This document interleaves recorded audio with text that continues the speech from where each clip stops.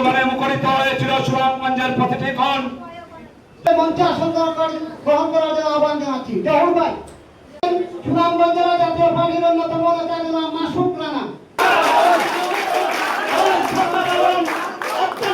আব্দুল মজিদ সাহেবের ছেলে নাজমুল হুসাইন ভাই আমরা সামনে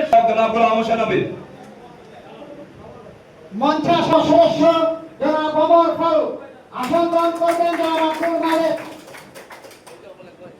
আসন পাবেন। একটা মিনিট ভাই, আহ্বান জানাচ্ছি।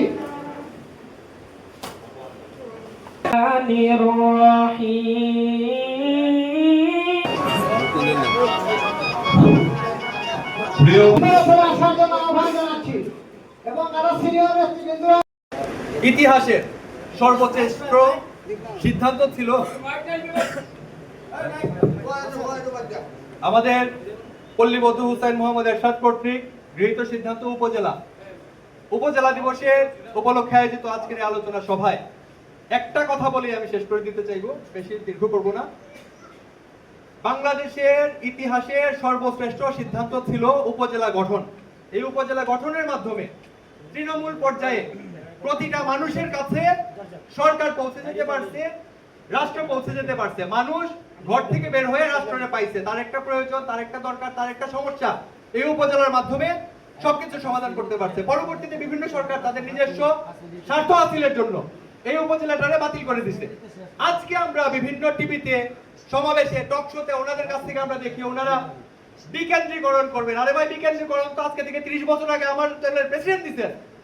হুসাইন মোহাম্মদ এরশাদ আজকে নাই। তিনি যখন ক্ষমতায় ছিলেন তখন বুঝতে পেরেছিলেন এই দেশের মানুষের দ্বারা, তাই তিনি প্রশাসন বিকেন্দ্রীকরণ করছিলেন। আজকে তারা সংস্কারের কথা বলে